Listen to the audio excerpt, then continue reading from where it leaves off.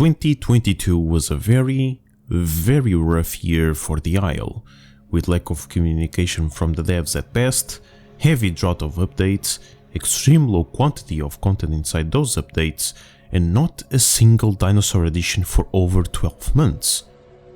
It has been indeed the dark age of Evrima's development, probably only surpassed by the horrific launch of the branch back in 2020.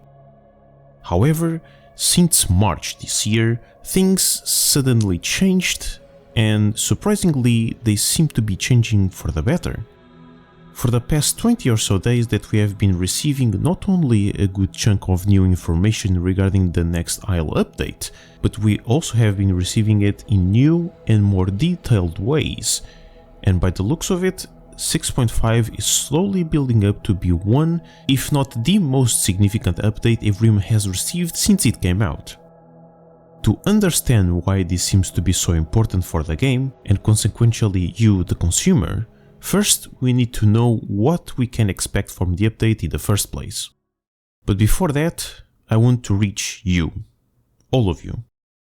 Last week I released a video that contained a lot of heavy and negative topics, but from it came a lot of support and comfort.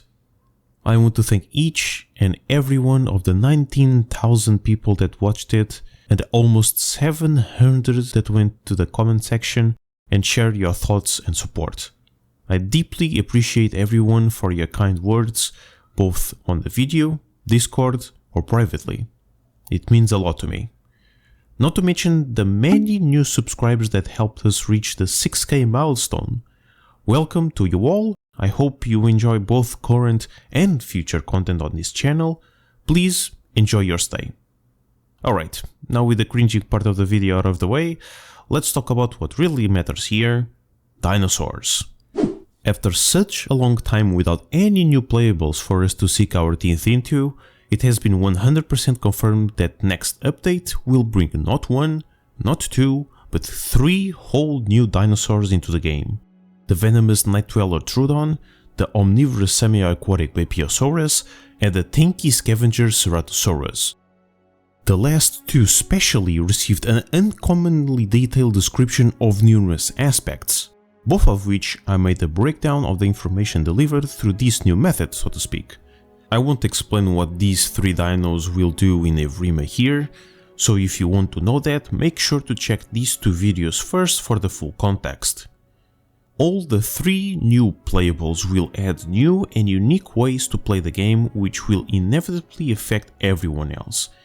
Troodon specifically is probably the one with the most significant addition to the game as a whole on the mechanic standpoint. The inclusion of the venom mechanic not only adds an extra layer of knowledge and complexity to the Isle, but it also opens the gates to more creatures with the same feature to be implemented faster in the future, with the Dilophosaurus and Megalania being some examples. Troodon being in the game also adds a new extra small predator that can be an actual threat to current and future creatures of similar size like Ipsy, Baby, Oma, and a few others.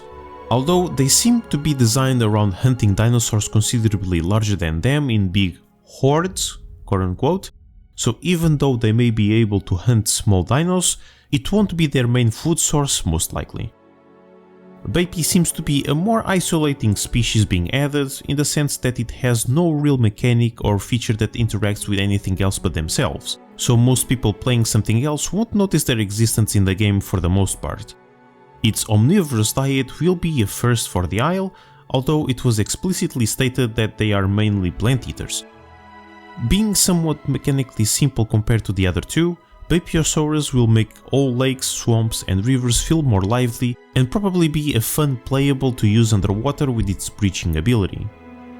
Ceratosaurus is by far the most unique and most exciting one out of the 3. Despite being a carnivore, their diet is so much different than any other predator that offers players a very specific and disgusting experience. Cera is, in my opinion, the most well-designed dinosaur in the game so far, filling a more or less requested niche and doing so amazingly. Well, at least on paper, of course. Its mechanic is well thought out and complements the desired playstyle, as well as promoting and influencing the specific behavior the devs want Serato players to have. This seems to be the first dinosaur to be added that has character, a stereotype of sorts. That is something that happens naturally within the game's community, but I believe this is the first time that's incorporated as part of the gameplay of the dino in question. It is also the first tank-ish carnivore in the game, which will for sure shake the game balance quite a bit, since the tankiest thing carnies have at the moment is Carno, and they are supposed to be built for speed and not defense. But that has more to do with balancing, which is something we will never know the outcome for certain until we actually play the damn thing. Migrations and the upcoming map Gateway won't be coming with the update sadly, but from what we know, they are well underway and should be ready for update 7. Spyro may be pretty, and it is, but it is beyond bad when it comes to level design. There was no saving it, if I'm honest. And apparently Afterthought agrees with me, because Gateway has been in the making for a long while now, and like I mentioned on this video over here, it looks to me to be one hell of an improvement. But until we can interact with it, I can't say for sure if that's the case. The map may not be coming in 6.5, however something just as important might. Before I talk about it, please keep in mind that this was not confirmed. I repeat, what I'm about to say has not been confirmed. But with the information we got from the last 2 Isle blog posts, we can assume that there's a considerable chance that on that update, the game will transition from Unreal Engine 4 to Unreal Engine 5. Again, not confirmed. This switch would drastically change how the game looks, how it operates behind the scenes, and most importantly, in my opinion, it would significantly help the dev team develop the updates faster without sacrificing anything, as well as allowing them to make small in-game changes a lot quicker.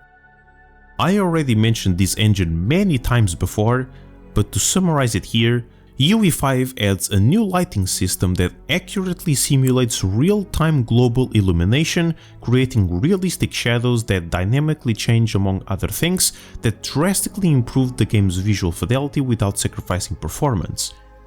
The engine also has a new rendering system which dynamically streams highly detailed geometry data in small, manageable particles called nanites, analyzing the scene to determine which parts of the geometry are visible, allowing the system to accumulate resources more efficiently and as a consequence vastly improving performance. Nanites also support level of detail scaling, which creates low detail versions of the objects as they move further away from the camera. There are other features that also help the developers create large open worlds with more fidelity, better and easier, such as chaos physics, world partition, Niagara visual effects, virtual texturing, meta sounds, and some others. It may not happen in 6.5, but in case it does, this update would mark a new beginning to Evrima's development and a new hope for the Isles community. But even if the transition doesn't occur, the new Dino additions alone would be an amazing breath of fresh air for a good while. The devs seem to be doing a good job at the moment, and I couldn't be happier to say it. I'm personally very excited for this update.